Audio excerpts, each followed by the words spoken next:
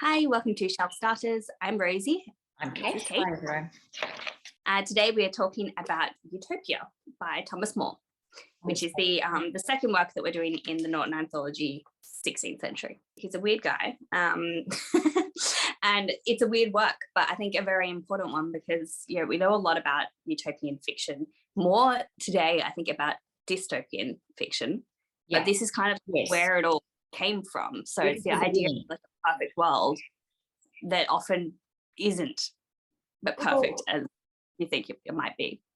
Yeah, well, I think that's one thing we know about Utopia, that's right. It always goes with, actually, just when you think about it, the whole concept is it comes out of feelings of ill will, of feelings of that things are not as they should be.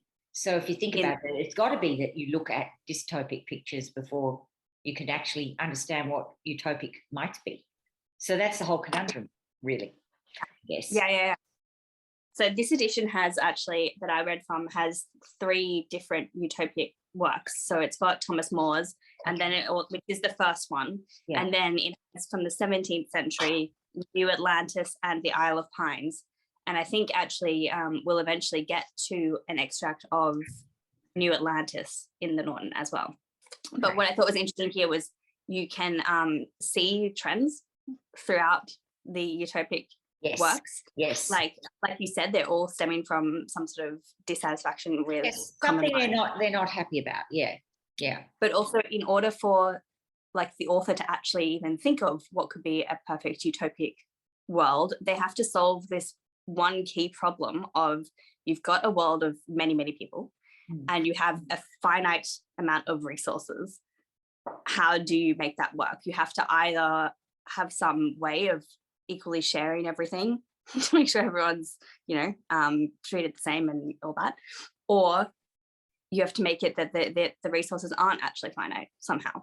So it's interesting to see how like different authors tackled this. Like some of them, they landed on lands where there is just like infinite food and everyone's fine and they don't need anything. There's no need to like work or anything. It's just like this luxury kind of place. And then in Thomas More's version, very different. It's more like a communist kind of background, sort of surface level. So very interesting to compare them. But anyway, we're talking about Utopia for this one. Yes. So do you want to talk a bit about Thomas More himself? Yes. Well, this man who have kind of had this pull between the law and business and power, I guess, and politics and religion, Christianity, deep Christianity. So he was, he indeed had a career, didn't he? As a Henry VIII, as a counselor to Henry VIII. Yes. Or even before that even. Yeah. So that kind of pull, I guess, is really key to everything he has written here, really, because it's that tension between two states and two desired paths. That underpins the whole work, really, interestingly. Yeah, it is. And he's very much a family guy as well. Really weird because on the one hand, he's got these really strict, really traditional, like Catholic beliefs. Yes. Kind of underpin a lot of it. And like you've been always talking about this like hair thing. Yes, wearing the hair shirt. Yes. So that idea of suffering and that's sort of an important aspect of just demonstrating your religious piety on the one hand, and then kind of having to reconcile that with, like with family, he gives all his children equal education, including his daughters. The daughters as well. Himself. So like, on the one hand, he's kind of forward thinking in that way, and then on the other hand, like really ultra traditional and kind of intense and scary. And I think I honestly think when you hear the name Thomas More, the association for all of us is straight away to the wearing the hair shirts and being beyond religious. And his relationship with Henry VIII as well. So he was this work actually was published right when he was offered the role of being a counselor to Henry VIII, and you can tell that he's thinking about whether he should take it on or not, because he argues that, it's actually comes into it whether intellectuals should actually serve kings. So it's definitely like a conversation that he actually has in the work. But the interesting part about it all is when he's very supportive of Henry VIII. He's like a big figure in that court at that time, advised on a lot of different things. But then when it gets to Anne Boleyn, he does not agree, obviously, with going against the Catholic Church. Church. Not anything to do with marriage itself or judgment. Well, that's my understanding of it, or judgment from a kind of ethical perspective in terms of marriage. It's more to do with the church. It's for sure. It's 100% the church. It's that Henry had to renounce Catholicism and make the Church of England in order to marry Anne Boleyn. And there was the what's it called, the Act of Succession, is it? Yes. Where everyone had to sign something basically saying that they approved of any child that comes from Anne being the next rightful heir. And Thomas More did not want to declare that himself, so he tried to just not say anything. He tried to just stay silent, but that was not allowed, and he was eventually beheaded. So that was his sad downfall at the end there. But anyway, so Utopia itself, it's got two different parts, and I will say part one was written after part two. Part one was written after part two, and it sets it all up. So it's a dialogue between the character Thomas More. Very important to distinguish that between that there's a character and then there's the author, and they're not necessarily one and the same. But there's Thomas More in the work, and he is in dialogue with this guy called Raphael Hyperidae. And they're talking about how bad the world is currently in part one, and raising the discussion of if you have all these ideas and you know so much more than the average person, should you be advising people in power to make these changes? And interestingly enough, the argument from the main guy is Raphael. Is basically no, they won't listen anyway. So it's kind of interesting in the context of Thomas More himself thinking about going to Henry VIII. Is like, will they even listen to me? Is it even worth my time? Basically. But I found this book one very dry, and I did actually fall asleep on the couch reading that part. No, well, of course it is, because it's just saying, here's the state of the nation. This is how stuff looks. It's kind of philosophical, and like that's I guess more challenging for me, because that's not something I normally would read. Well, it's like a summary anyway. It is. In fact, it's negative. Very negative. So, and then book two, that doesn't make it read. Book two is better, because book two, in my opinion, book two is better, because at least book two is saying, so now that I've dismantled what we've got, here's what I offer instead. So at least this is something a bit more positive.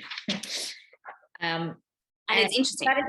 But nonetheless, it's interesting because it's new ideas. I mean, when you look at when it was written, really new ideas, but also it is, let's face it, at the end of the day, it's still an outline of what a utopian state would look like.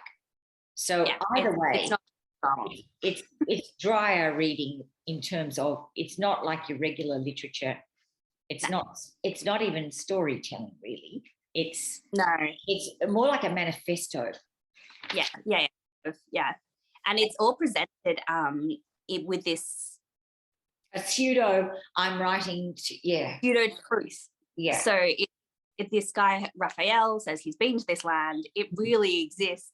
I've seen it, and he outlines everything. He tries to give you the geography of it. It's like everything is very factually described. And what I thought was really cool is if you actually look at this cover here. Can you see that? Yeah, that cover's really cool. Yes. That cover is in here in black and white in the Norton. Because this is the actual work, like this is the art that came with the original publication, and it is a map of Utopia, and that was actually presented with the work in like a cut form when it was actually published. And so they published things like maps. They also included in one of the early editions like a spelling thing, like the alphabet. Yeah. Or Yes. Yes. the utopians, Yes. the utopian alphabet. So they really do a lot of effort to, Thomas More and his mate Raphael, who's fictional, really put a lot of effort into trying to present this as truth. Yes. With like accompanying evidence and things like that. And he's got letters also published in the work to Peter Giles, his friend, where it's like, that's the humanist. That's the real life humanist, Christian humanist. Yes. Who's published with it, that actually says like talking about the work, still maintaining this pretense of, this is something that I heard about, this is just a dialogue that I had, it's not that I created this world. Yeah. So it's all very much this whole trying to base everything on truth, which I thought was kind of cool, because it's basically one big hoax for the public. It is. And there's a lot of joking in it. Like, yes, the whole kind of playing on words. It's his kind of his own personal joke going on. Yeah, against his readers, which I think a lot of people, it sounds like people didn't get it a lot of the time, because why would they? there was a lot of like really spelling it out for you in case you missed it the first time. I'm not sure why he would have thought anyone would get it, but anyway, I mean, it starts right with the word utopia, which is his first special joke, which is that utopia equals no place. It means no place. Yeah. So just the name of the place we're going to in here, is not even is a joke. And he does a lot of that having little play. I like the best thing is, I think, Hyphliday's name, which is, if you break it down into its little Greek syllables and translate those, it means peddler of nonsense. So the whole thing is, in fact, a joke. It's obviously not real, but I think people really did believe it was real at the time, so we had to make that extra clear by publishing extra letters later. But anyway, so what happened? Said that, Rosie. Having said that, and we're making light of it, obviously, but having said that, the issues that are dealt with in book 2, in the things that that can be found in Utopia, some of those things are really interesting, really forward-thinking, and really worth talking about. Yeah, definitely. So the number one thing, the most important part of the whole thing, is the reason why communists have kind of identified with this text sometimes. So it's the abolition of money and private property. So you were not allowed to own anything, and everyone worked on collective farms. The distribution of labor was very equal, and that meant that no one was overburdened. Everyone had a share in the load. Yes. Which sounds great. And an interesting treatment of women. Women pretty equal. They're allowed to go to war. They're allowed to be priests. Yes, that's really interesting. And then concepts like free medical and childcare, education, medicine, childcare, all of these things catered for. Abolition of capital punishment, so no real punishment because there's nothing to actually steal. There's nothing to steal. There's nothing to steal, so therefore you won't really have criminals. So therefore you don't need punishment. It's kind of interesting. I mean, and the like cultural aspects are quite interesting as well. So yes, everyone still respects their elders. That's still a thing. But the elders also respect the young people, and they talk about like the way the dinners work, and it's very much a conversation that includes all people at dinner. It's not just everyone listens to the old men speaking. No. The old men are very interested in hearing about the young people's idea, and there's a mutual respect that I think is underpinning the whole thing. And an idea of control, like and dignity, and dealing with death your own way. Like, the ill people are encouraged to take their own life, or if they don't have the courage to do that, have someone else do it, and that's totally okay. Yeah. So basically. Euthanasia is there. So some really modern concepts. Yeah. But there are 2 weird stories that made me actually laugh out loud, because like it gets dry and dry and dry. And then there's some little moments where you're like, what? That's so weird. So the 2 things where I really did enjoy it, because I thought it was hilarious, was one is before you get married, you're allowed to have take your clothes off. have a bit of a look. You're allowed to have a viewing of your partner naked. Of that.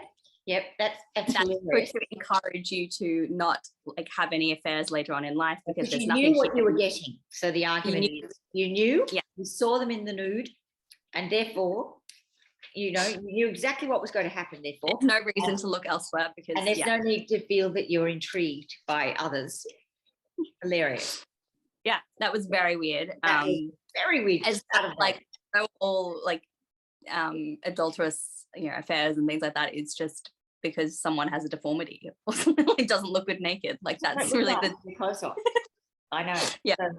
Anyway, and then the other one is because they don't do money or anything. When they have like foreign dignitaries and stuff come and visit, they don't really like have any use for the gifts that they get, like the gold, jewelry, right. Silver and gold are useless things. Yeah. They don't want them. So the only way to keep it without so you don't insult the people giving you the gifts, you do have to keep it in some way, but you also don't want to distribute it or even hide it away anywhere, because then people will start coveting it. So the only way to use the gifts in a way that's not going to like disrupt the utopic vision is to build them into the toilets. Yeah, that's so your toilets are made of gold. Beautiful. Quite some really nice toilet seats, but that's all.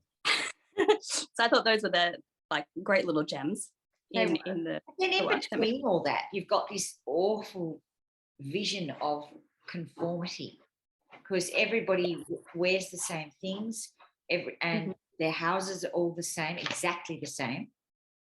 Like a kind of weirdo, all the same plot of land, same fence, same, all of that.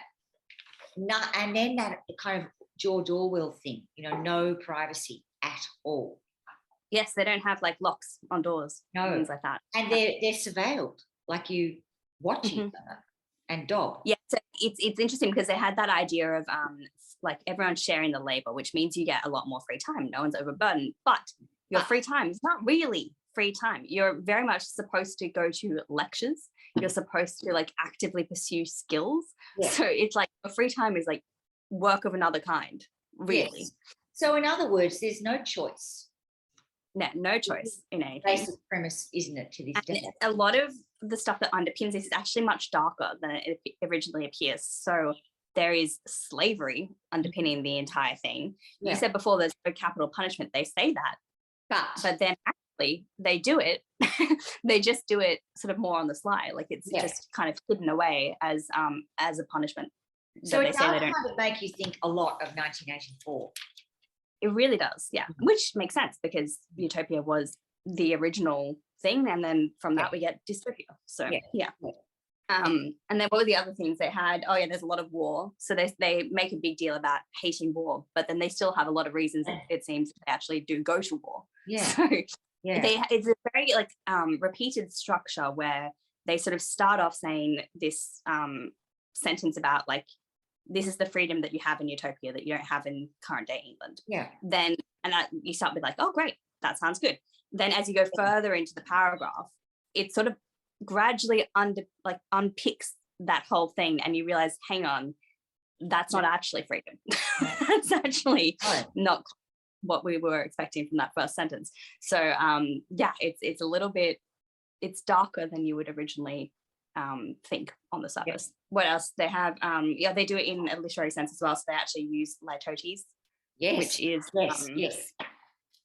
it's a literary technique where you are affirming something by denying the opposite. So it's things like not uncommon, not unlike. So you have that kind of oxymoron there. These a lot. The whole flavour of the idea of Utopia itself. So it's kind of interesting, isn't it? Well, it's just idea after idea after idea, isn't it? Yeah. It's like a giant list. And at the end, you don't really know what Thomas More, the author, actually thinks. No. And that's what's really interesting, is because he's a character in the work, and we have this background, we know what he was doing at the time, and we know like some of his views at the time.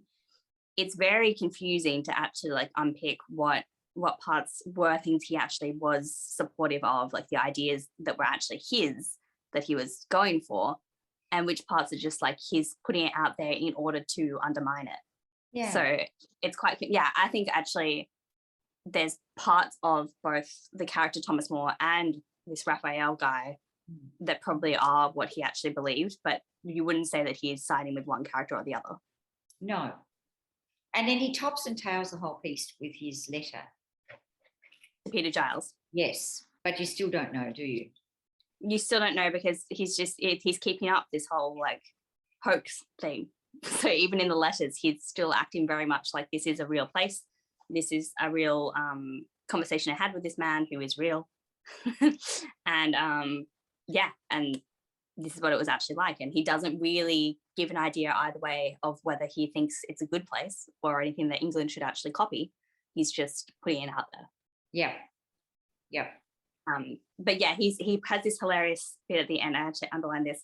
If I had done nothing else, I should have at least given such names to the prince, the river, the city, the island, as would have warned the skillful reader that the island exists nowhere, the city is of shadows, the river without water, and the prince without people. So he's saying, of course it's real. If it wasn't real, I would have given these weird names to the things so that people would see immediately that they were not real. But of course he did actually do that. It was this whole irony. Yeah. Which I think is very clever. Yeah. It's almost like at this point, no one was getting it, so he had to spell it out in the letter. And maybe it's just, and that's kind of a little bit annoying. It's a bit annoying, but for a modern reader who has read the introduction, which is very good in these editions and things, and already knows to look out for that. But I think if you were an average reader at the time who had not thought about the Latin or Greek origins of the words, that might actually have been quite helpful. Here's the picture of the language. Yeah, the language, yes. Yeah, it's very cool. He really put a lot of effort into making it seem real. Yeah, well, he's nothing if not hardworking, I'm sure. Yeah, sounds like he worked in all parts of his life. Yeah. He considered his family life actually like another job. Yes.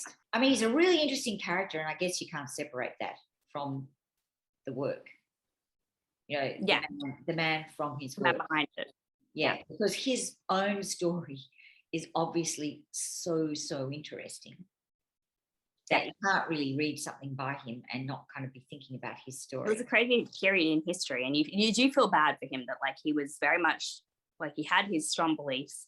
He was obviously very powerful for a while there, and then it's just this sudden downfall when Henry just decides he absolutely must marry Anne Boleyn. So that would have sucked. Got to feel bad for him for that. But, yeah. And to be that committed to your religion.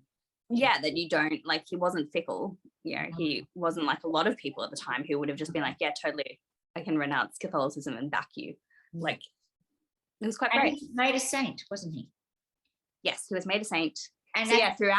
I read that he was the first lay person to be made a saint for 500 years or something. Yeah. Wow, that's pretty cool. Yeah. So because he wasn't a churchman. Yeah. And he was made a saint. So yeah, it is kind of interesting. Yeah, he's definitely had a lot of influence in a lot of different areas. So yeah, I would say maybe it's not a book that I recommend, but I would say it's definitely very important for the literary landscape. Yeah. And I'm glad I read it for that, because I do read a lot of dystopian fiction. It's good to see where it all kind of came from, I think. And this is also a good introduction to like the history of the time as well. So yeah, worth reading, maybe not the most fun read. No, because it's reading ideas. It's not reading characters. It's not reading language, really. It's not about that. I mean, yes, he plays with language, and yes, he uses some interesting devices, or not even interesting, but identifiable devices, shall we say. But that doesn't, for me, make rich reading really. It's interesting, and it's intellectually interesting, challenging, and thought-provoking, but it's not that deep immersion. Yeah, exactly. Yeah. It's just not. Yeah. But, yeah. And, I keep thinking how hard that is, that it's a text that is often studied at school.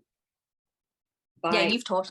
I have students who are, 16. Yeah, it's rough. I think it's a bit hard. It's tough to be reading this, I think. Really tough. is a long way from their realm as well.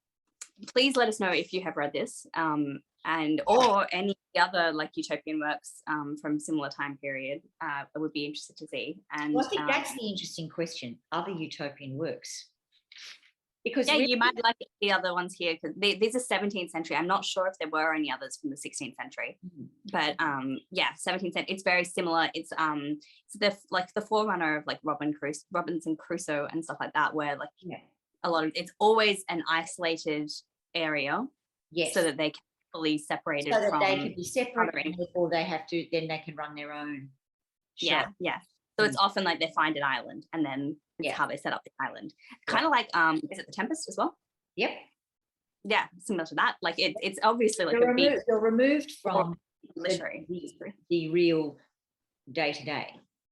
And the prevailing social and political and economic structures. You're removed from all of those. And then, so that kind of, the sea helps with that. Yeah. I think the other two that I read in here were like insane, like very weird. So they were almost in a sense more fun to read, but I will give it to Thomas More. Like his is much better thought out. It's much more structured. Like it reads as a more complete work as well. Like, and a little bit less ridiculous. Like these ones, they were fun, but they were a bit like, don't be ridiculous kind of thing. It's actually tried to not make it sound like. Well, because he had the whole emphasis on truth. I think that's what makes it so different. The others they try, but like not as much as him. Like he really put a lot in making that. He tried really, really hard to make it be more than a guide.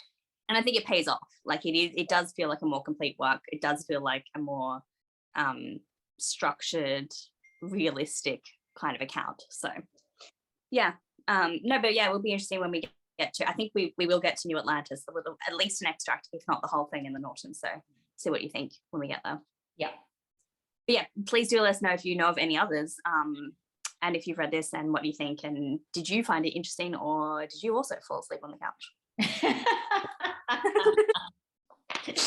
Anyway, thanks for watching, everyone, and see you again next time. Bye. Bye, everyone.